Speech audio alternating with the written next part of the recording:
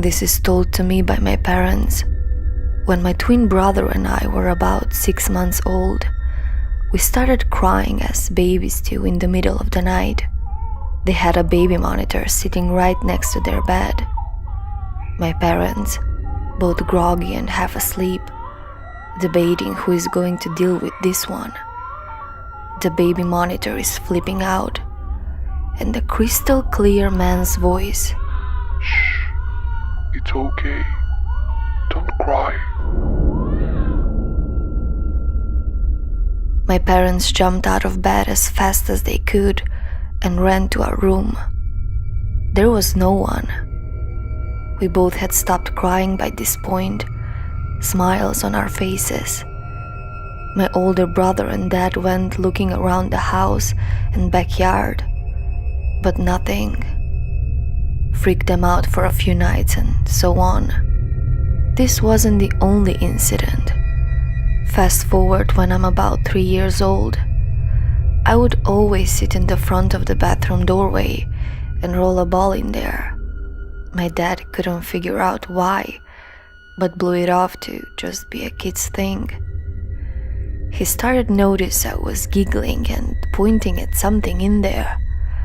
My dad finally asked what I was giggling at. I responded with, "The man with the owie on his head is making funny faces." My dad said he felt his blood go cold, looking into that semi-dark bathroom. My parents decided to reconstruct the bathroom, hiring some house remodelers. As they were destroying the wall of the bathroom, they freaked out, finding pieces of a human skull in the shower's wall. My dad started to remember what I said. The man with the owie on his head. My dad tracked down the previous owner of the house, lady in her late 40s. She had explained her husband had shot himself in the bathtub a few years before we moved in. He loved children, but sadly he never had any of his own. It explained why he was so friendly with my twin brother and I. After discovering this, my parents didn't mind his presence too much. We seemed to be happy when he was around. Almost feels like he's still around, even after all these years and moving. "Shh, it's okay. Don't cry."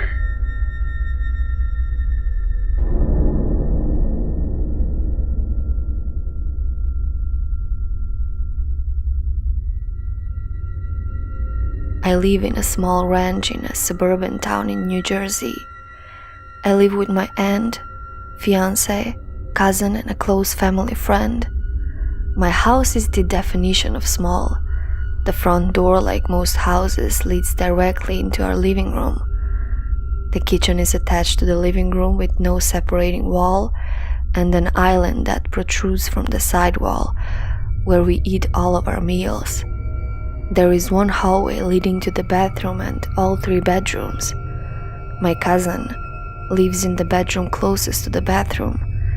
It's essentially directly across the hall from him, and my bedroom is a few feet down the hall. Our close family friend, we'll call her Anne for this story, resides in the bedroom next to mine, and my Aunt Dee sleeps on a sofa located directly next to the front door. The reason I give you the layout of my house is to provide a visual for this story. This happened only a few months ago. My Aunt Dee chose to sleep on the sofa because, unlike the rest of us, she doesn't have a bedroom set, so there wasn't much to put in a room. For a while, my fiancé was working 7 a.m., 5 p.m. every day, with only one day off a week, so he was characteristically tired after work. One night, he fell asleep unusually early, around 7:30 p.m. I wasn't working at the time, so I stayed up for a bit. It was around 1:30 a.m., and I had spent the past few hours watching Netflix original movies. Everyone in the house was asleep, and my cousin was working an overnight.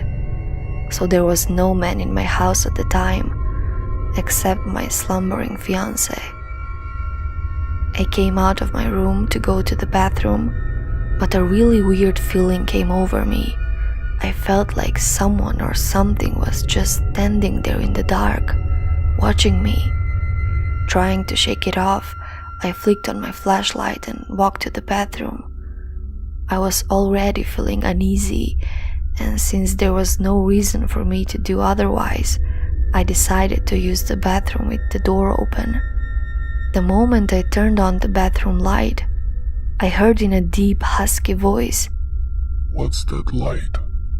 To which my Aunt D, asleep on the couch, responded, "It's probably just Nikki using the bathroom." I turned the bathroom light off, my flashlight on, and walked right into the living room, scanning the area. My Aunt D was sleeping in the couch, with her back facing the living room. My aunt not only immediately responded to a random voice in a deep sleep, but she was facing away from everything. I checked everywhere. There was no one in my house. Shaking, I decided to go back into my room, and immediately upon entering, my fiancé jolted awake and just stared at me. He was suddenly wide awake, almost like he knew something was wrong. When I spoke to my family friend Anne the next morning, she said she woke up around 3 a.m. to what she swears was a conversation between an older man and my Aunt D.